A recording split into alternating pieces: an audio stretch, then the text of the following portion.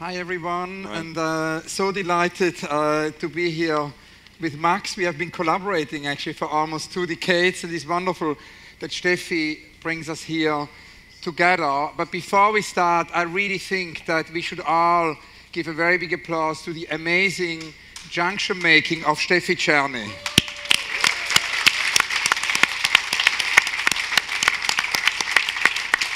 Because it is J.G. Ballard, the late J.G. Ballard, who once told me that how important he thinks junction making is for the 21st century. And it is true that we can only address, I think, the big questions, of our age if we go beyond the fear of pooling knowledge and bring all the disciplines together. And no one does that better than Steffi. So Steffi, we are so, so grateful to you. And I think that brings us to the theme, right, we want to discuss today, because that's, of course, also what museums do. And we spoke with Max before, and we thought it would be maybe, as a format, good that both of us tell you a little bit about the digital and how the digital actually changes the museums from our perspective, and then we can have a ping pong and exchange. So, do you want to start? Sure, I can start. I mean, I think we are probably the more unusual participants of DLD, and me kind of representing museums. Museums are, as you know, conservative by nature. So they are clearly not the institutions that either like to be disrupted or are being disrupted, and they are kind of completely averse to disruption. So the whole kind of technology philosophy that is kind of prevalent in San Francisco, for example, or in the Bay Area, that's kind of not really what our thing is. It's actually an evolutionary process.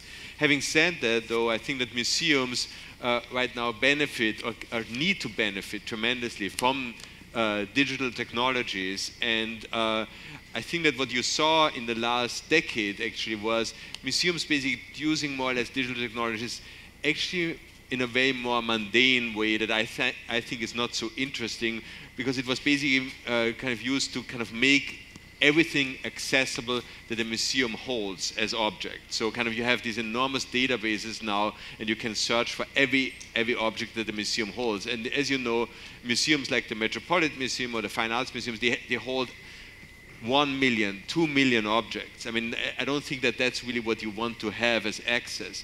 I think what's really much more important and what is much more interesting is using digital technologies to amplify your narrative, to amplify your storytelling, to amplify so that the ideas that you can have about the objects that we display.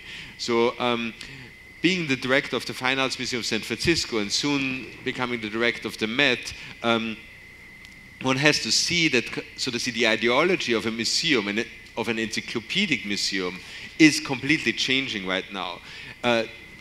Encyclopedic museums were founded 150 years ago with the idea of bringing the art of the world to one place.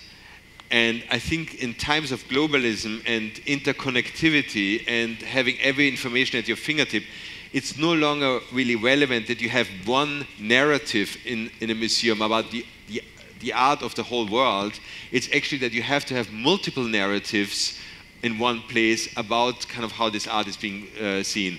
And that is kind of the big advantage or the big opportunity that digital technologies bring about.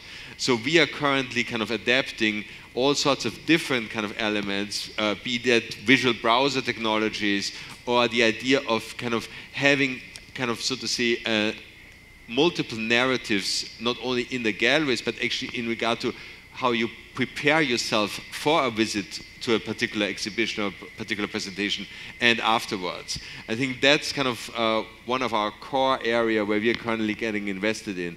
The other element that I want to kind of throw in, and I'm doing more the, let's say, the larger scale institutional part, and I think Hans-Ulrich Obrist will speak more about the artistic application. But the other area that I think is extremely interesting is that kind of museums have a very loyal and emotional, so to say, base. And it's all very organized in museums. It's kind of what we call membership. And membership, every museum has a membership of 100,000 and more people. And usually they follow this institution from basically early childhood on until the end of their life.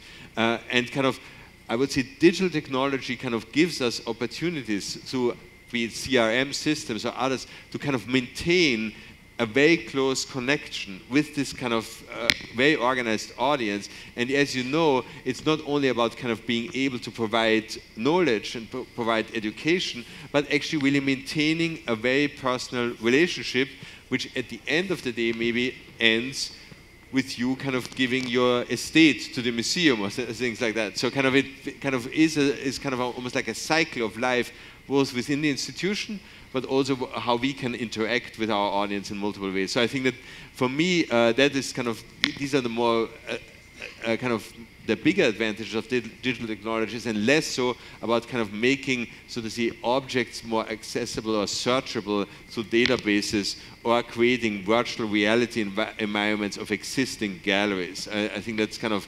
an old-fashioned model of museums, how they interact with digital technologies. Yeah, and I think it's fascinating that you talk about life cycles. I brought a few images because it ties in really what I believe happens with digital artworks. I don't know how we can make this work. How can we advance? We need some help here because this doesn't seem to. It doesn't seem to That's work. what always happens at a digital technology conference. Right? Exactly. Yeah. Right. There we go. Yeah. Okay, great. As Cedric Price said, technology is the answer, but what is the question? This looks like your slides, right? So, what was exciting for us, Jana Pin and I felt that it would be really relevant to put the focus on technology. And as Max, you said, it changes all aspects of an institution. It changes, of course, the membership. It changes the way also how interaction happens. But also, of course, it changes the way how our practice articulates. And we are always very close at the Serpentine to artists. Everything we do has a proximity to artists. So we felt it would be very important to start to do digital commissions. And the first step for that was actually to, of course, have a digital curator. So we have with Ben Vickers, an artist who became our amazing digital curator. And as of recently, Jana and I felt we should go a step further and appoint him the Chief Technology Officer. We felt, a contemporary art institution should have a CTO. Lots of things have happened through that process. The digital commissions are one aspect. So we, of course, you saw Cecil B. Evans at the beginning, or here, Ian Cheng. And the first thing we kind of realized is actually that these artworks, exhibitions have a limited lifespan. They come and go. We as a Kunsthalle don't have a collection. And the great thing is that these digital artworks actually don't end. They're there for good.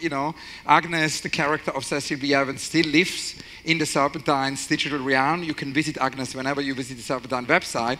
So does the Bad Kari app, which we commissioned from Ian Cheng, our second digital commission. There should be a little film here, where basically it's all about the disobedient Corgi. The Corgi never does what you actually want.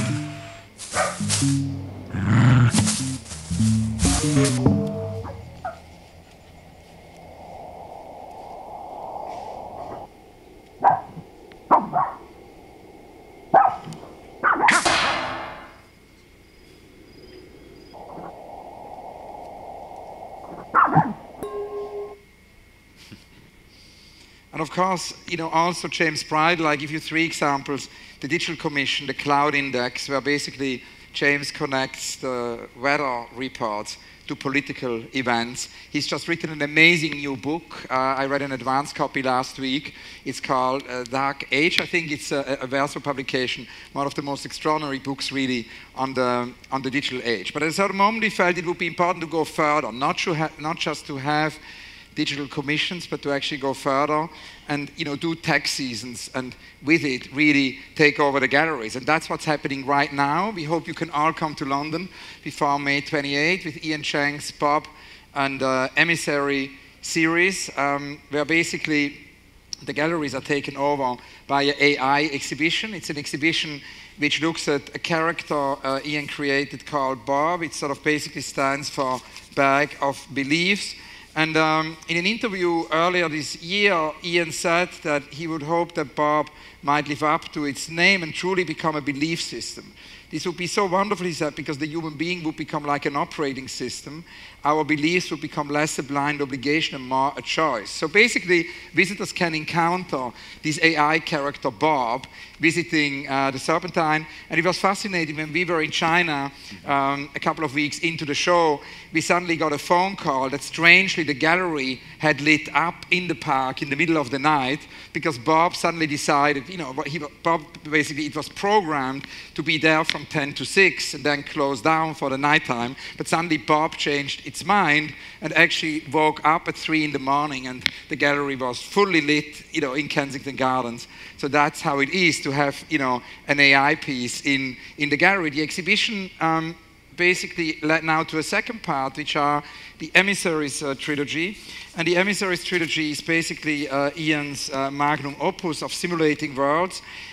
It's fascinating because for the most part, the work of contemporary artists have been embodied ruminations on AI's impact on existential questions of the self and our future interaction with non-human entities. Very few artists actually have taken the technologies and innovation of AI as the underlying materials of their work and sculpted them into their own vision, as he did here. An exception is really this Emissary trilogy, where basically Ian constructs entire worlds of artificial beings with varying degrees of sentience and intelligence. He refers to these worlds as live simulations.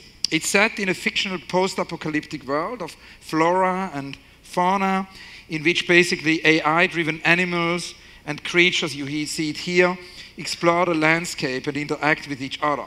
Cheng uses advanced graphics, but has them programmed with a lot of glitches and imperfections, which imparts a futuristic and also anachronistic atmosphere at the same time. So he's really investigating what is a simulation. He's investigating, what is consciousness. And that's basically the project you can see right now at the Serpentine. Parallel to that, we have a second exhibition as part of our tech season, which is the amazing Sandra Perry, who is actually based here in New York City, and we are showing her exhibition Typhoon coming on. And in this exhibition, she really defends net neutrality. It's an exhibition where Sandra works very much, here you see an avatar, Sandra works very much with this idea also basically of open source. She wants everyone to be able to have these works, and I think that's another, really interesting aspect of our kind of engagement with technology, because we have free admission, we believe in this idea for art for all, and it's interesting that through that, through a show like Sandra, the whole content through open source becomes in a way available for the viewer. We believe also that it's very important to then go here again, Sandra Perry, the installation, lots of different ways of experiencing this work.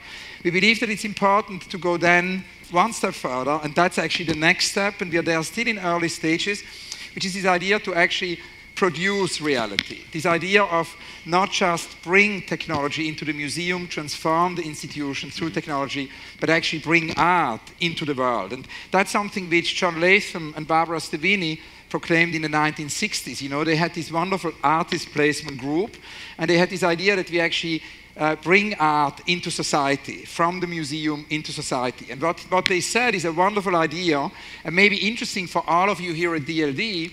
They basically said that every major tech company, every major company in general, but also every major corporation, every major governmental structure should have an artist in residence. So I want to encourage you all to have artists in residence. It's an amazing thing what happens. We started this process with City Hall in London. We invited Pedro Reyes, the artist who spent several weeks actually researching and is now developing a plan for the ecology of London. And of course, that is something which started here in New York City with the experiments in art and technology, when Billy Kluver had this wonderful idea with Bell Laboratories, to connect artists to tech companies and see what they could do together. And we believe, if they talked about EAT, experiments in art and technology, that we need new experiments in art and technology. And that's very neat because the new EAT is neat, Yeah. N-E-A-T. And it's interesting, Max, because you and I early on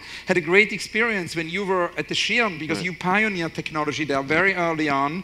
And you called me one day and said that you had this tech sponsor and we developed a project. Right, the idea was basically we saw kind of all these video art documenters and biennales, and we always thought, well, you can actually come into this video booth, you see the video piece which has a certain narrative duration, you come in at minute number 3 and then you leave after minute number 7, and the whole thing is kind of 20 minutes and doesn't really work. So we kind of both embarked on a major commissioning project where we kind of actually commissioned 10 of the leading, at that time, video artists, not only to do clips or films or video art that is only 3 minutes long but has a narrative structure, but also that we said we're commissioning you, but we will own the content because and we will actually share it with everyone, because the idea was not only to have a show in the space but actually disseminate all the work kind of on different kind of technology platforms. That was very early in 2000, so it kind of almost like a precursor of some of the art that's happening right now on YouTube, and I think it had a fairly major impact, and it was kind of doable then, it's doable now, but I think it also shows kind of how you expand the terrain, not only of artists working not only within the gallery, but also how galleries, so to say, expand their kind of exposure much wider outside of just the physical manifestation of an institution. And I think that you can see that as also an example on the educational front. I was always surprised that visitors come to our museums and to our exhibitions utterly unprepared. They come to a baseball game and know exactly who is playing and what the batting statistics are, etc. They come to a Rembrandt show and ask us, well, where was he born and where? So kind of we wanted to kind of create almost like an atmosphere where you come already fairly well prepared to see an exhibition. So when we know you buy an online ticket, we send you a digital pre-course that you can take before coming to the show, and think you might have a richer experience. So kind of also the museum experience, the idea of kind of being involved with an exhibition, that's also expanded way beyond just your physical visit. And that kind of is, to a certain extent, also a tie-in in a different way to what Ian Chan and other artists are doing, because their artwork lives on and not only resides within the gallery and its manifestation, but actually lives on and resides in many other places. I think that's a good kind of link to what we've been doing already, well, almost like 20 years ago. Yeah.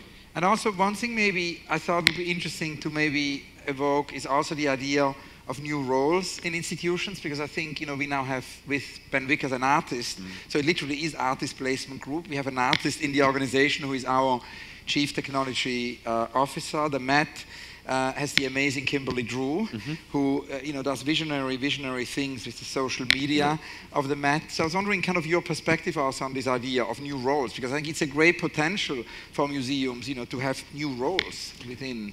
Absolutely. I think that to a certain extent also digital in general is obviously also a great change agent, and a kind of it kind of also not only kind of changes, I would say, the way how an institution thinks and someone communicates, but also I would say it changes the idea of sometimes hierarchies. And I think that also that's what I tried to kind of allude to when I started to talk about this. I think that we have a big issue, and kind of it's a big topic about diversity. And so I think diversity is not only a question of staff or of what you collect, but diversity is also to make accessible diverse kind of almost like diverse opinions, diverse kind of narratives and diverse structures. So again, that can be kind of also manifested by not only kind of new kind of staff members joining the museum, but actually new voices being integrated into the museum. I think that's a major mandate for institutions, especially for encyclopedic institutions in the future.